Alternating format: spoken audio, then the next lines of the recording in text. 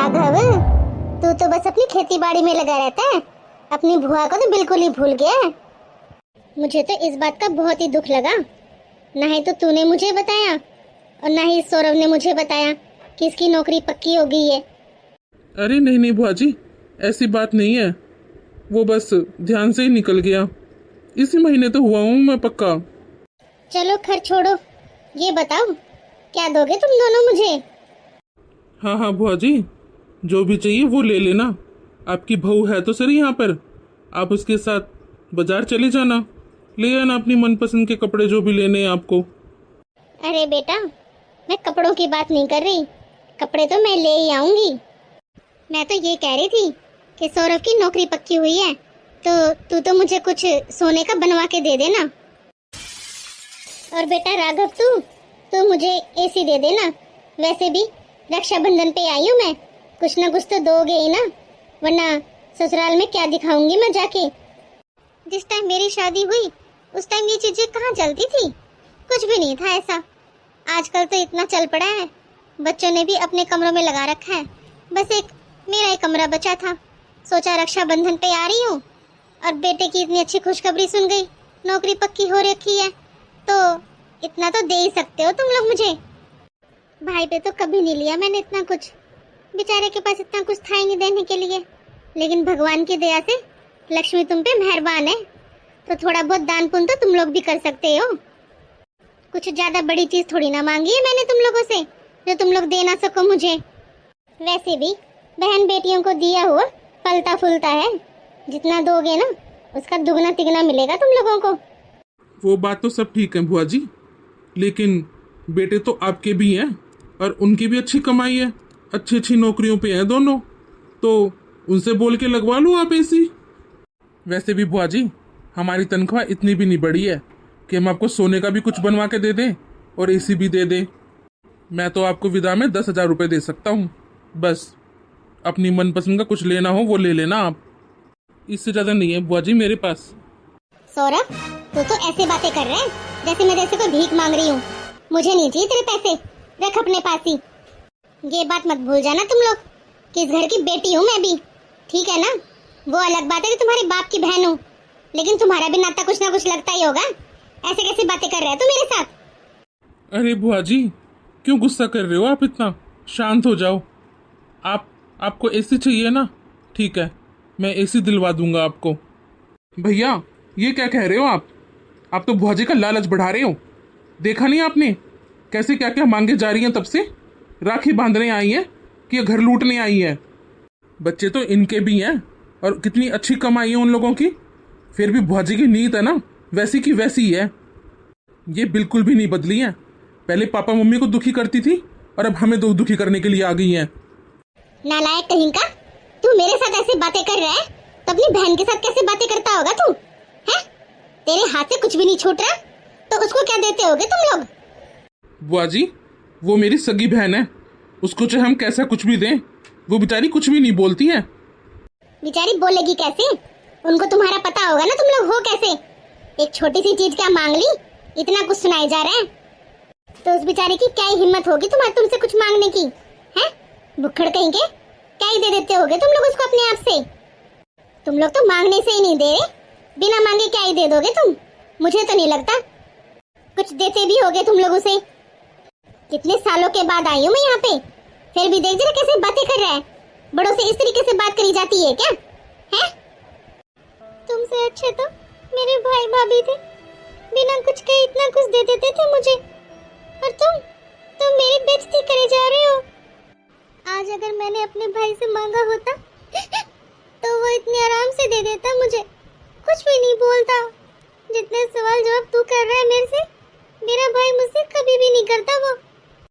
वो तो हमें पता है आप यहाँ से कैसे जाती थी उस टाइम भी, सारे गली मोहल्लों को इकट्ठा कर लेती थी, मेरे माँ बाप की इतनी बेइज्जती करवा के जाती थी यहाँ से। कुछ ना दो तो ऐसे चिपट जाती थी, बस पूछो ही मत। वो बातें याद करता हूँ तो इतना गुस्सा आता है मुझे तो।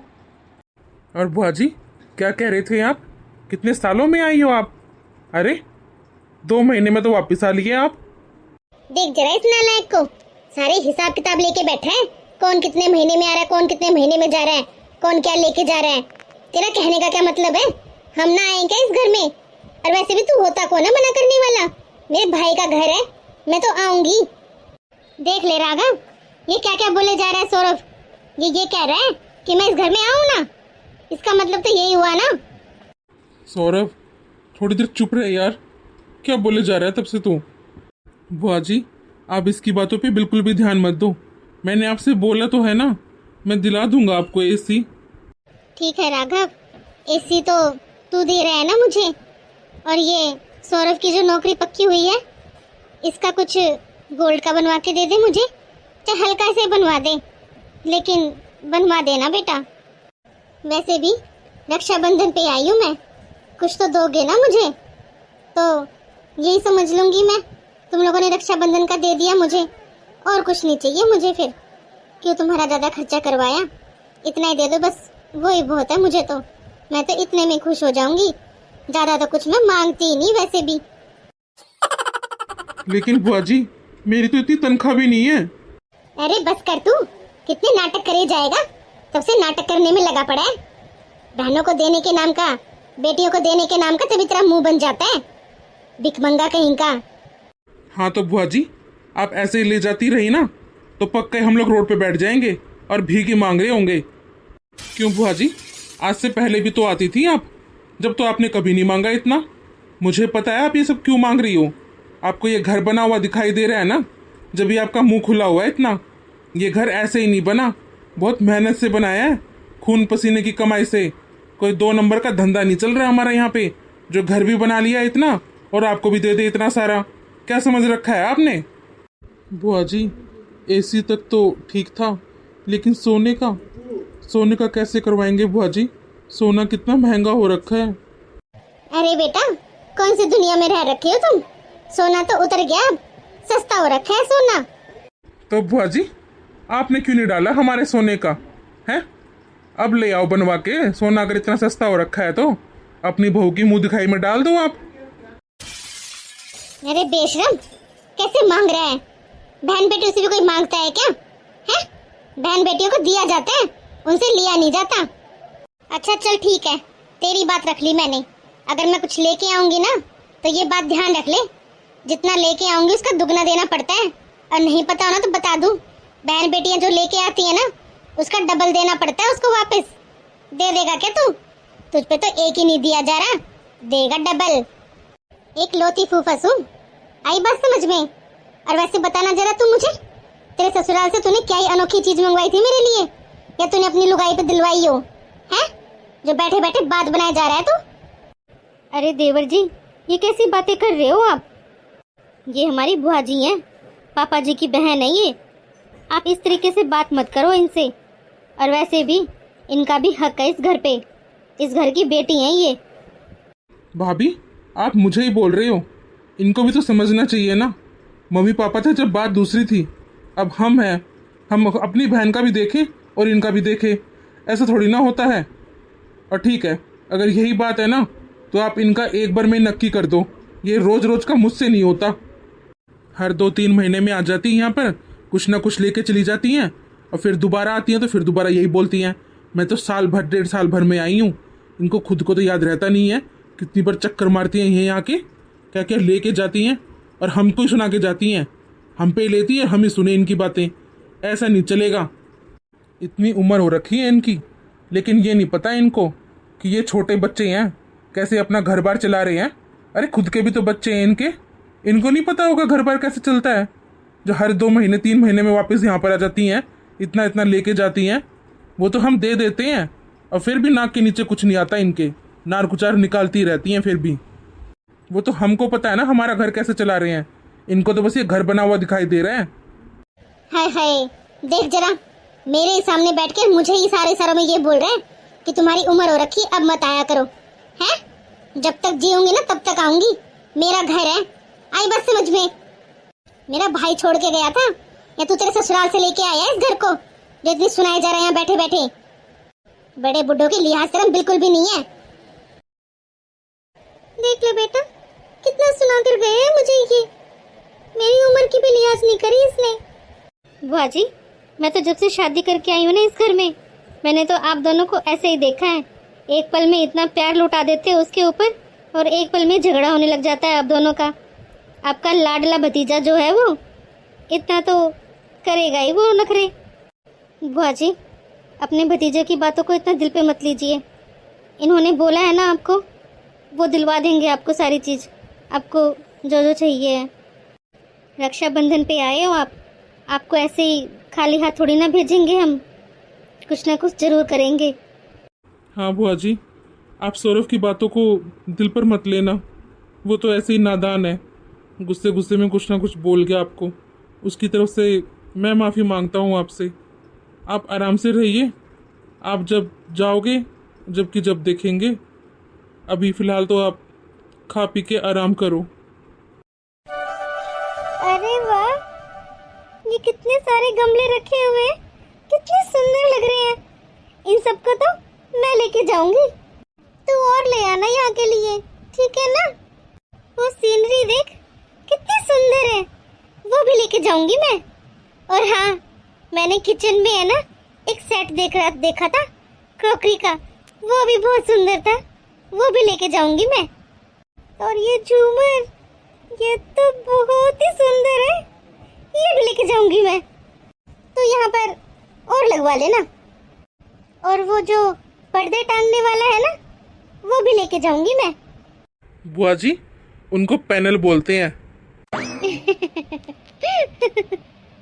बुआ जी, आपकी बातें सुनकर तो यही लग रहा है कि आगे से हम लोग कोई भी नई चीज़ लेके ही ना आए हमारे घर में, क्योंकि आपकी हर एक चीज़ के ऊपर इतनी नीयत खराब है। जो अच्छा लगता है वही उठा के ले जाते हो। पिछली बार आए थे जब पूरा सेट उठा के लेके चले गए थे। क्यों बुआ जी, आपके घर वाले आपको कुछ नहीं बोलते क्या? हैं? बेटा बहू तो आपके भी हैं, आपकी बहुएं नहीं लेके आती क्या अपने पैर से सामान, जो आप यहाँ से उठा उठा के उनका घर भर रहे हो? मुझे तो ऐसा लगता है इन सारी चीज़ों में आपके बेटे बहू भी मिले हुए हैं, जब तो आपको हर महीने भेज देते हैं वापस। कुछ ज्यादा नहीं बोलने लगा है तू, हैं? कुछ ज्यादा ही बकवास करने सीख गया तू। बात तो ऐसी कर रहा है, धरती में टिक रहे हैं क्या तेरे? हैं?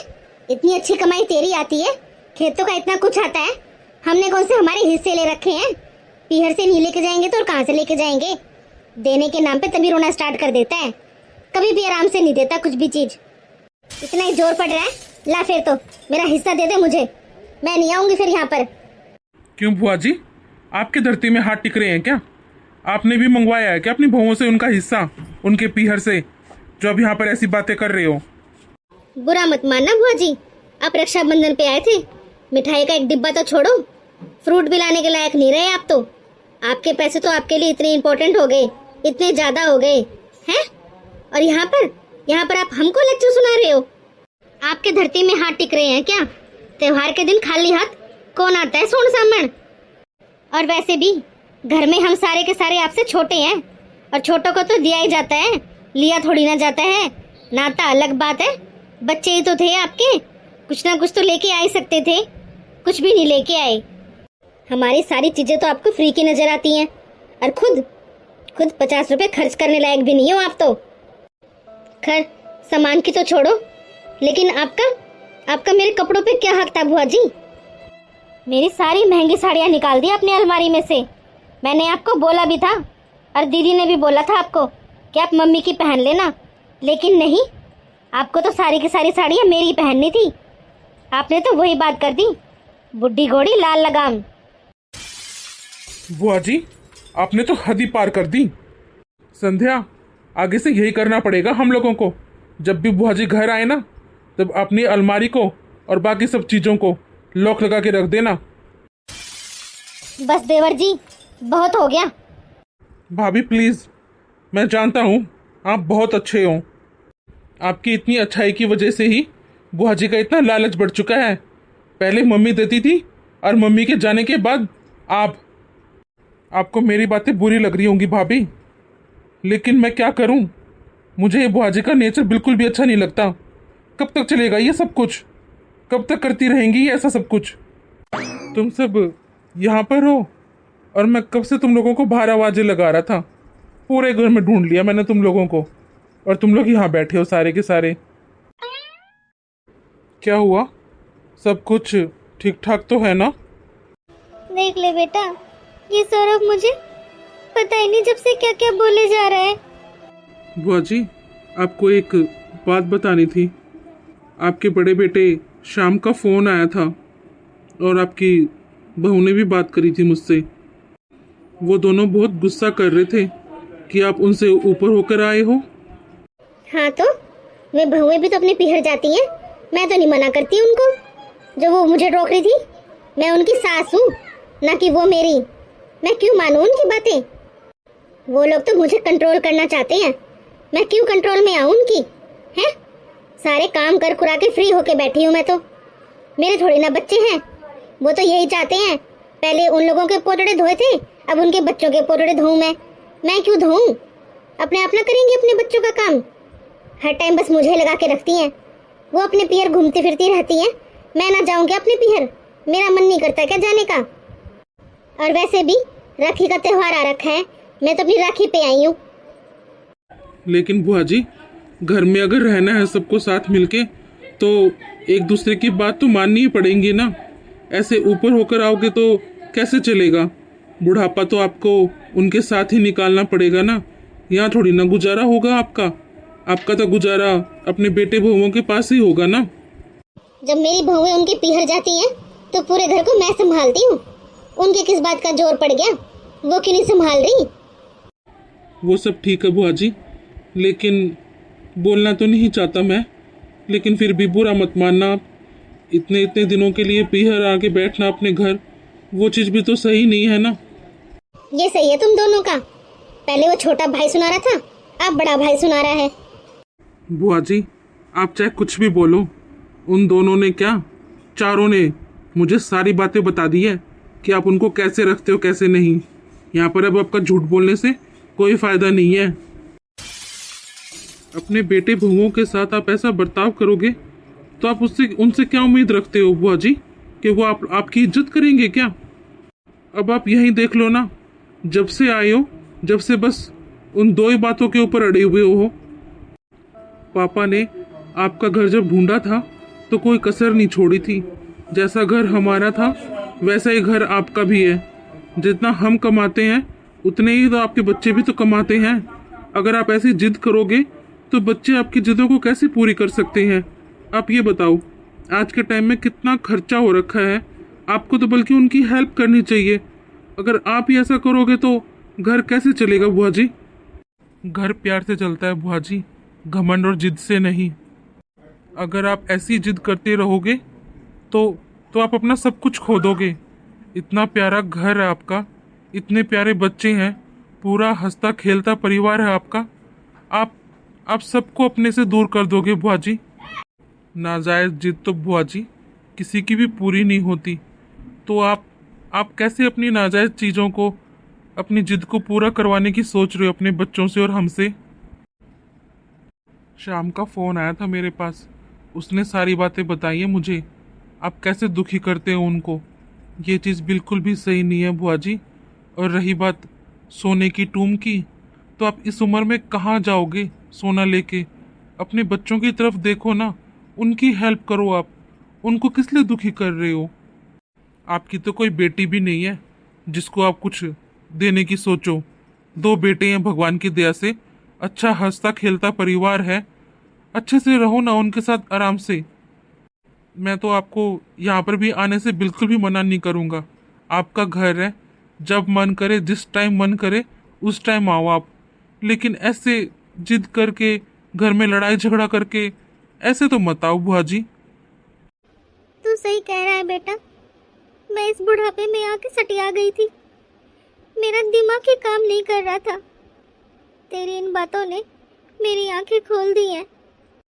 जो गलती मैं कर रही थी अब आगे से नहीं करूंगी।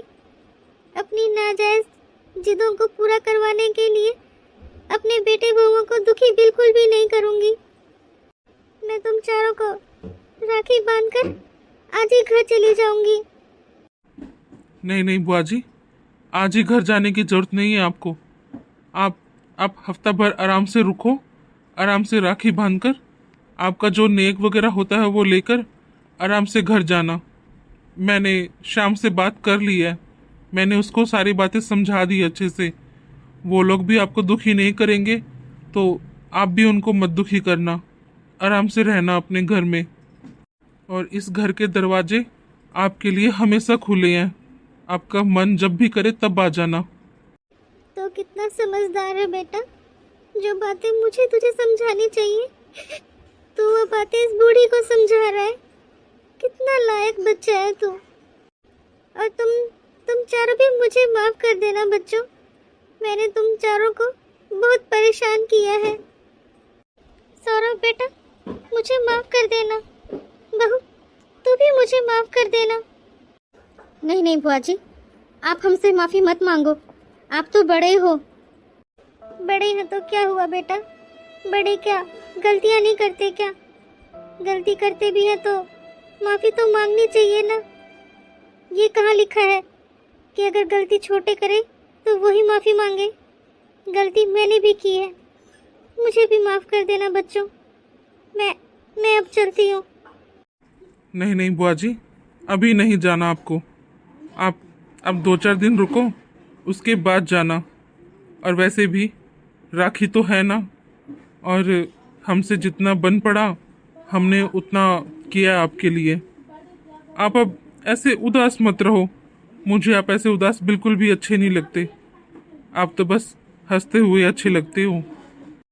हाँ बुआ जी, आपका एसी भी आ गया है, और सोने में ज़्यादा कुछ तो नहीं बनवा पाए, लेकिन हाँ थोड़ा बहुत जो बनवाया है वो रखा है। आपको ज़रूर पसंद आएगा।